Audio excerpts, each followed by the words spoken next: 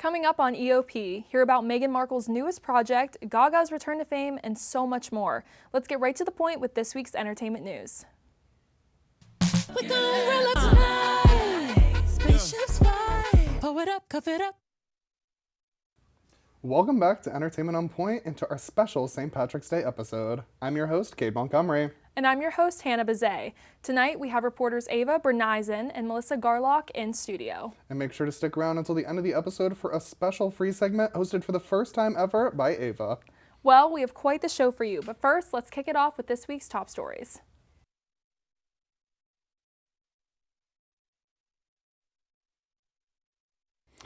It's been over a year since the release of Ariana Grande's 2024 album, Eternal Sunshine, and Grande has had quite the year since then, receiving Grammy nominations for the album as well as an Oscar nomination for her performance in the film Wicked Part 1. But as awards season has come to a close, Grande hit fans with a huge announcement. The deluxe version of her seventh studio album, Eternal Sunshine, titled Eternal Sunshine Deluxe, Brighter Days Ahead, will release on March 28th. In January, Grande told Variety, quote, "The album is so concise and I didn't want to add songs just for the sake of it. The new tracks are short, but they really count," end quote. On top of the deluxe announcement, Grande treated fans to another huge announcement on Wednesday. She will also be releasing a short film in addition to the deluxe album titled Brighter Days Ahead, which will premiere the same day as the album is released. This short film will mark Ariana Grande's directorial debut. The deluxe has been teased for months, and fans now eagerly await both the album and the short film. And are you an Ariana Grande fan? I wouldn't say I'm a fan. I do like some of her songs, but I'm not one of those people that gets super excited when she releases anything. But I do like her music. I'm a big Ariana Grande fan, and hearing that she's releasing a short film with this deluxe album, I think is really interesting.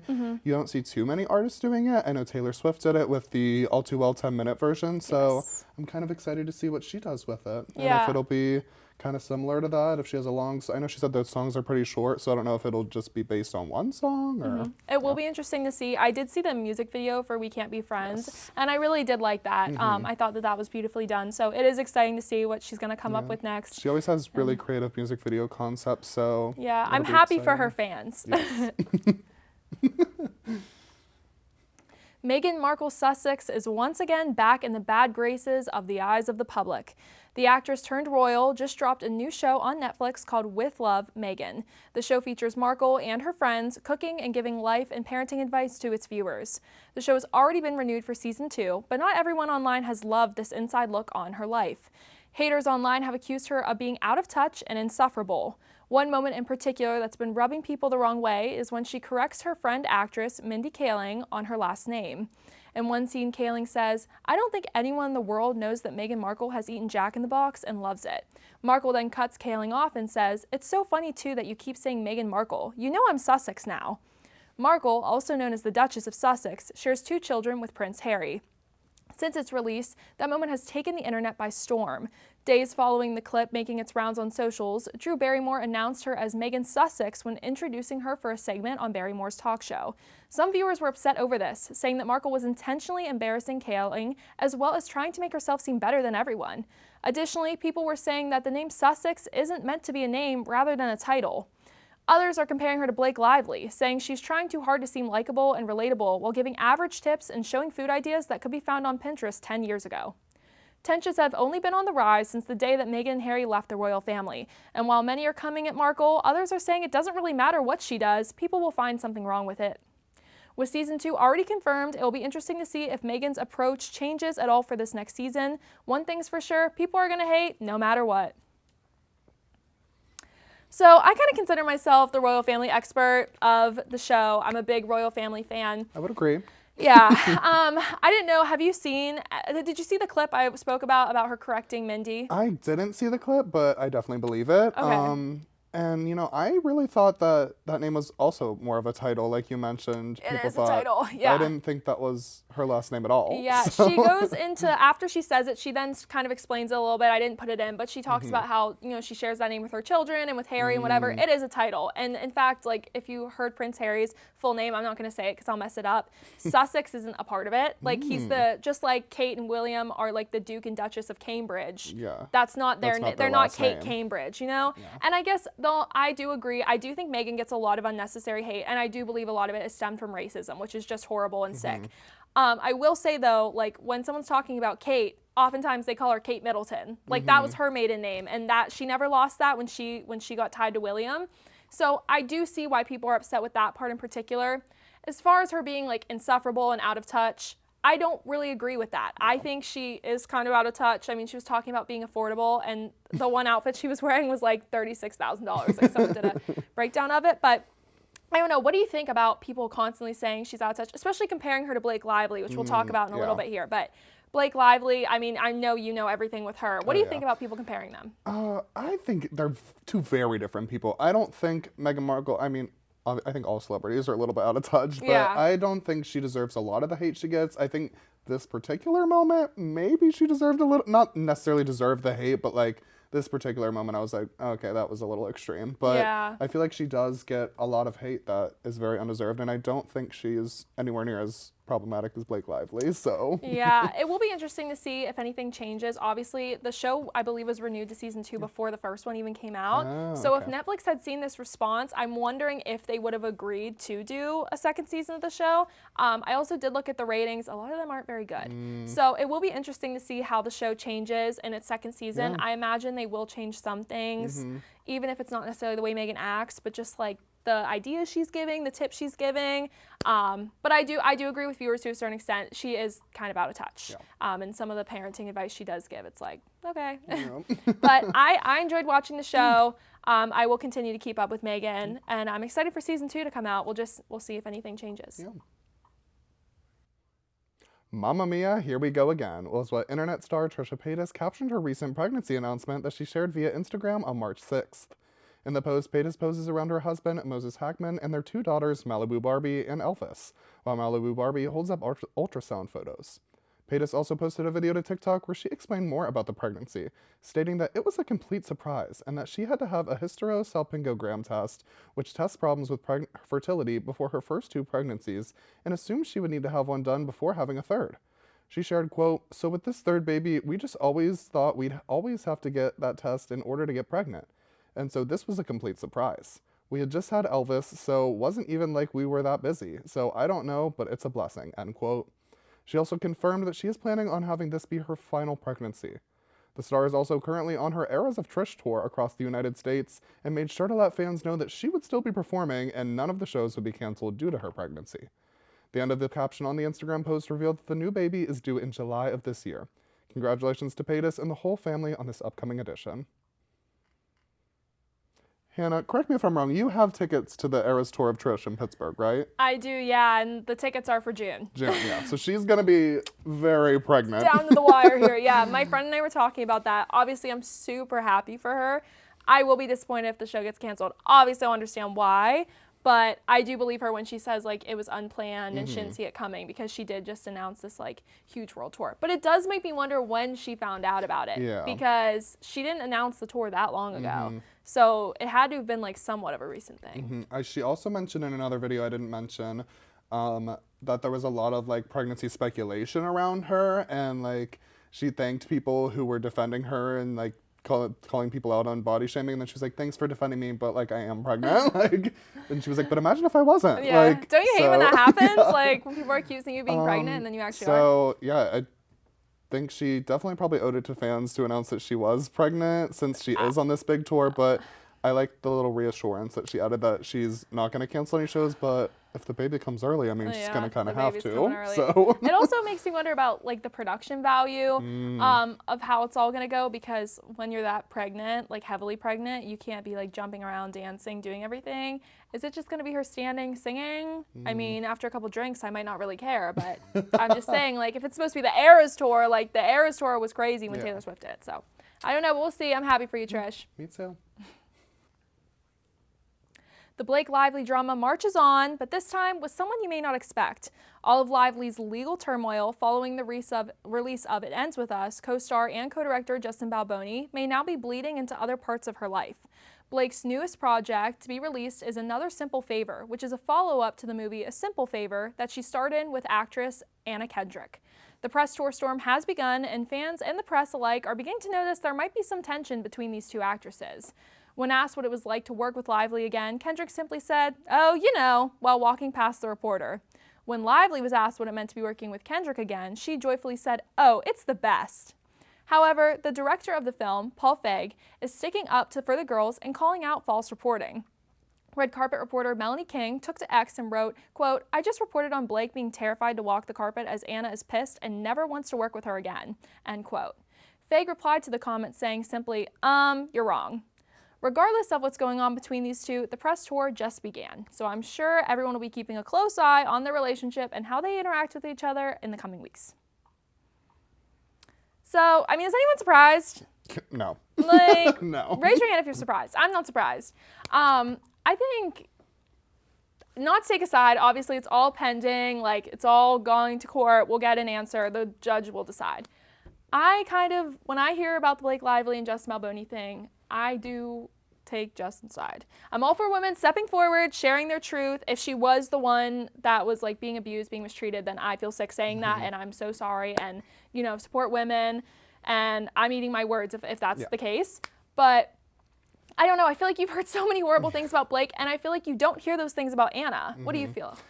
This has been going for such a long time, and we've talked about it several times on the show, so I agree. I think we just have to, at this point, just wait to see what comes out of the trial at the end of it. And I did see a video of Anna on a red carpet, and a reporter asked, how is everything going with everything going on with Blake? And Anna's response was just, "What's going on? Like, I haven't heard anything." Just choosing to ignore it, which I think is a very PR response of her. Yeah. So I think there's definitely got to be some tension between the two with everything Blake has going on, and Anna being, pretty unproblematic in the media at the moment. Yeah. I mean, you never know what's going to happen, so that's why I'm saying at the moment.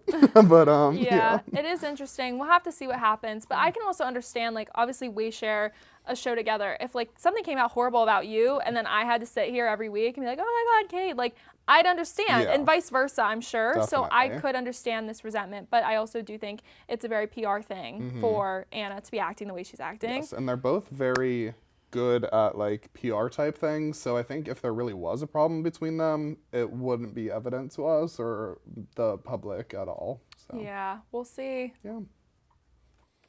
We're going to go for a quick break, but when we come back, our EOP reporters are here to give you the scoop on what's been happening in the entertainment world this week. Stay tuned.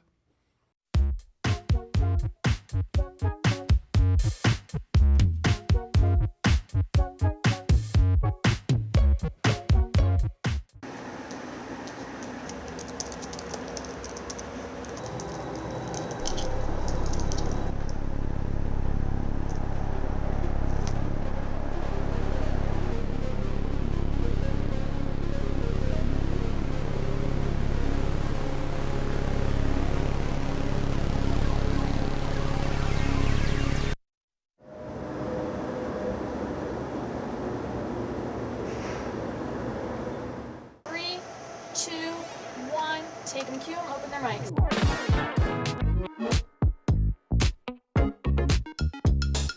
Today marked the 1-year anniversary of the Pittsburgh Post-Gazette strike. Point Park University just hosted a campus-wide meeting. Plans for the rapid transit bus line are not set to conclude until 2025.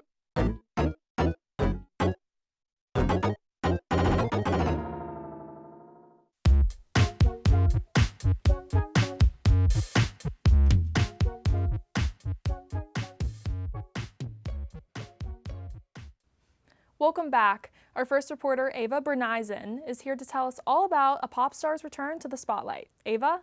She's back. Pop sensation Lady Gaga has officially dropped her highly anticipated new album, Mayhem, and fans are already buzzing with excitement. The album, which marks a bold new chapter in the superstar's career, is a powerful blend of electronic pop and emotional melodies. Gaga has always pushed the boundaries of pop music, but with Mayhem, the barricades are blown down. In her new album, Gaga takes listeners on an intense whirlwind journey through themes of love, chaos, and self-discovery. Critics are praising her for evolving beyond her previous work, while maintaining the raw emotional depth and edgy flair that made her the global icon she is. Many of her songs have already saved their spot on her top listened to on streaming platforms and has only been out for days. On social media, fans are celebrating the album's fearless approach, with many pointing out the deep connection to her own personal growth. Lady Gaga has also promised an up-and-coming world tour to support her album, so expect to see the larger-than-life performances on live stage soon. Whether you're a lifelong little monster or a new listener, Mayhem is providing to be a powerful addition to Lady Gaga's legendary catalog. Thanks, Ava. Next, we're going to send things over to Melissa Garlock, breaking down everything that happened at this year's Oscars. The 2025 Oscars took place just over 2 weeks ago on Sunday, March 2nd. This event had audiences on the edge of their seats with major awards, performances, and announcements. The Oscars, also known as the 97th Annual Academy Awards, began with the iconic red carpet where celebrities strutted and posed in extravagant designs. The outfits weren't the only aspect media captured, as some odd interactions took place. One would be the seemingly heated exchange between Emma Stone and Margaret Qualley. A lip reader later disputed these claims to Page Six, stating, quote, "They are not fighting. In fact, Margaret confessed to Emma that she is freaking out," end quote. Another shocking moment was the embrace of Adrian Brody by Halle Berry. Berry told Variety that this was payback for the 2003 Oscars, where they shared an infamous kiss. The show itself began with a Wicked tribute performance by Ariana Grande and Cynthia Erivo. It began with Grande wearing a ruby red gown, singing Judy Garland's Somewhere Over the Rainbow. Erivo then emerged to sing a ballad from The Wiz, followed by the co-stars joining hands to sing the duet part of Defying Gravity, preceded by Grande taking a step back for Erivo to deliver the final riff. This performance was not only impressive, but also highly emotional. The host of the Oscars was Conan O'Brien, who followed the performance with a humor-filled opening monologue. According to Entertainment Weekly's Best and Worst Moments list, a fan favorite of this dialogue was a jab at Adam Sandler's outfit. The camera, of course, pans to Sandler, who is found sporting an Aviator Nation jumpsuit. Sandler then storms out of the theater, delivering iconic line Chalamet, a reference to Nikki Glazer's joke at the Golden Globes. As for the actual awards given out, many were considered controversial. The film Emilia Perez was nominated for the most awards, receiving uproar online. Many fans believe this is undeserved compared to films such as Wicked. Regardless, the winner of Best Actress went to Zoe Saldana for Emilia Perez over Ariana Grande's Galinda. The film receiving the most awards was Anora, which received Best Picture, Best Actress, Best Director, Best Original Screenplay, and Best Film Editing. The presentation and receiving of the awards is always a fun surprise. Winner of Best Actor Award Adrian Brody for Brutalist managed to deliver the longest acceptance speech in Oscars history. Meanwhile, Scarlett Johansson and 95-year-old June Squibb got on stage to present an award for Best Makeup and Hair, performing an adorable bit. Speaking of performing, a James Bond tribute by Doja Cat, Black Prince Lisa, and British singer Ray, as well as a Quincy Jones tribute by Queen Latifah were also performed. As always, the Oscars were a hit, full of crazy moments, jam-packed performances, and of course, Academy Awards that audiences and stars will cherish forever. Thanks, Melissa. We're going to take a short break, but when we come back, our free segment host, Ava Berneisen, will be hosting a Leprechaun-themed free segment. You won't want to miss it.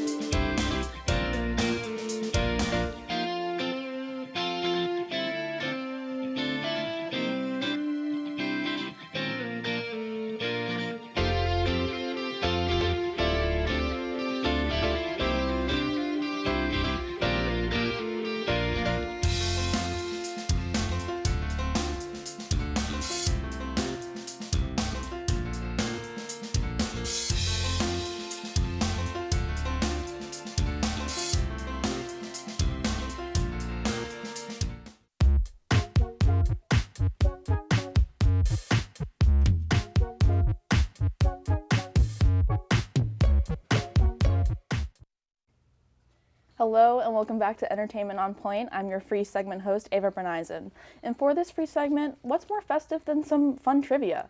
So how much do you guys think you know about St. Patrick's Day? Not enough. Ooh, yeah. Not a lot. Yeah. I'm scared. Well, I feel like you guys can get these. These are pretty Okay. achievable. Yeah, we'll see. So you guys ready to start? Let's Yeah. do Yes. it. Okay, so the first question, why do you wear green on St. Patty's Day? But don't worry, there's some multiple choice. So Okay. great. It's like, So- oh gosh. option number 1, because the Irish flag is green. Number 2 is leprechauns can't see you if you wear green. 3, because it's St. Patty's favorite color. Or 4, because it's the color of grass. So I'll let you guys think about it for a little bit. But on the count of 3, you'll hold up 1, 2, 3, or 4, depending on which ones. Okay. Okay. Okay, so 1, 2, 3. So we got a 2, a 1, and a 1. So the correct answer is 2. Leprechauns can't see you if you wear green. Okay, Why do I they knew it was wear something green? silly. I thought that was really interesting because, like, obviously you would think it would be Yeah. because Right. the flag, or Yeah. because Right, right. it's green in Ireland. But I just think it makes it so much better. Yeah. That's Yeah. like the fun. That's the They actual wear reason. green though, don't they? Yeah. Yeah. Are they like invisible? Well, because remember when It's like camo. wait, remember I like don't when we were know. in kindergarten and the leprechaun came in and like messed up our Trash. classroom? Yes. It's probably so that doesn't happen. Yeah, exactly. Mm-hmm. I wonder. Yeah. Okay, question number 2. What does leprechaun actually mean? So, number 1, Irish fun. Number 2, gold lover. 3, small body. Or 4, tiny love. I really don't know. Okay, I mean, you have a 1 in 4 chance. Yeah. Right. I don't know. That didn't always work out for me in school when I was like Yeah. doing tests and stuff. I would Yeah. always put C. Like, no matter what, I would always put C. yeah. Yeah. That probably explained my grades, but. So, on a count of 3, 1, 2, 3. So, we have a 4, a 3, and a 2. I want the C Wow. equivalent. The C equivalent? Well, you're right. It was it was 3, small body. That was a little That was hint. the one I thought for sure it wasn't. Yeah, I was Small kind of shocked body? by that. Small body. I mean, are leprechauns small? Yeah. Yeah, Yeah. they're like tiny. Oh, okay. We didn't know. I didn't know that. I thought they were Okay. just like average. I don't want to say average size, but I thought they were like No, humanoids. They're like tiny and mischievous. Yeah. Oh, maybe I should do some more research. Okay. So the next question is, how many leaves does a shamrock have? This one's a little tricky. I mean, it's not, but it is at the same time. Right. Okay, so option 1, 1. Option 2, 2. 3, 3. Or 4, 4. So 1, 2, 3, or 4. How many leaves do you think it has? Okay. Okay, 1, 2, 3. So we have a 4, and a 3. I got So confused. the correct answer is 3. JK. Because shamrocks have 3 leaves, 4-leaf clovers have 4 Oh, I leaves. didn't know That's if they what were I the was same thinking. thing. Because or apparently not. they're I not the couldn't same remember. thing. Yeah. Oh no. Because Okay. they're different things apparently. I Okay. didn't know that. I thought it Yeah. was just like, I don't know. Wow. That was my fault. I was thinking gosh, about they're that in all my tied up, head, but guys. I know. Whoa. that's my bad. Yeah. Okay. So next one is, what is the top eaten food on St. Patrick's Day? Okay. So number 1 is cabbage. Number 2 is ham. Number 3 is chocolates. And number 4 is kibasi. This one I didn't know either. I thought it was kind of crazy. Okay. So 3, 2, 1. So we got 1, 1, 1, 4, and 1, 4, another 4. So the correct answer is cabbage. Is that one? Oh, Yeah, that it's was 1. So you yours. got it right. Huh. Which I thought was really I funny. thought I picked it because I thought it was the most outlandish one. I Yeah. was like, sure. Do you think they just like take a bite out of it, or do you think they like prepare it?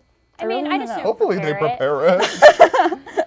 Okay. We're talking about Irish people, like they like or like. You're different. Do you think they Sorry. bite it out of it? I don't know. I'm Irish too, and I don't know. No, I love that. Okay, so the last one is a true or false question. Okay, so was St. Patrick Irish? 1 is true, Oh, I 2 think I is know false. Can we Okay. get a bonus point if we tell you what he was? Do you know? Sure, yeah. I Okay. do know. Oh, Okay. well. Wait. All I right. think I know. I know my answer then. Okay, 3. Oh. Oh. Proceed. Oh, I completely fell into that Oh trap. no. Well, I messed that up too. Well, I don't even Hannah realized she was giving Oh, away no, the I answer. didn't. Okay, so whatever. do we think it's true or false? Okay, 3, 2, 1. It's false. Yeah, he wasn't Irish. Do we have any guesses on what he actually was? He was Italian, wasn't Yeah, he? he was Italian. Oh yeah. my gosh! Wait, so now Kate and I are tied. Yeah. Yeah. Okay, that was the last question. Oh my! Can we do like an off the fly tiebreaker? Yeah, there's gotta be one. I actually do know one. Oh. Does anyone have any guesses on how many Shamrock Shakes are sold like a year? Wait, you know this off the top of your head? Well, yeah. Okay, right. Sorry, Yeah. Oh my god. It's like I don't know. It's a random fact I know. At least a million. It's in the millions. I'll give you that. It's between 1 million and 100 million. Oh my 63 gosh. million. You're so incredibly close. Wait, Really? I didn't even get to go. Yeah, you guess. guessed. You can still go. I'm just You telling just you, know it's Cade's really close. close to 63 I million. know you like boosted me up. I was going to say 74 million. You're further away. It was 60 million. Oh! So 60 million Shamrock Shakes. That's Wow. crazy. Wait, so does Also- he get the point by default then? 'Cause he was closer. I guess so. But also, does anyone actually know what flavor a Shamrock Shake is? Shamrock, duh. Mint. Is it mint? I think Yeah. it's mint, yeah. I've But it never doesn't had taste one. like mint to me. I'm That's a big fan of completely off Shamrock topic. Shakes. I think it's mint. I think it's mint. Okay, well, that's a wrap on this week's episode. Be sure to follow us at Entertainment on Point for more content. You can also stream all of our episodes on YouTube at UView Television. I'm Ava Brenneisen. Thanks for watching and see you next time, EO Peeps.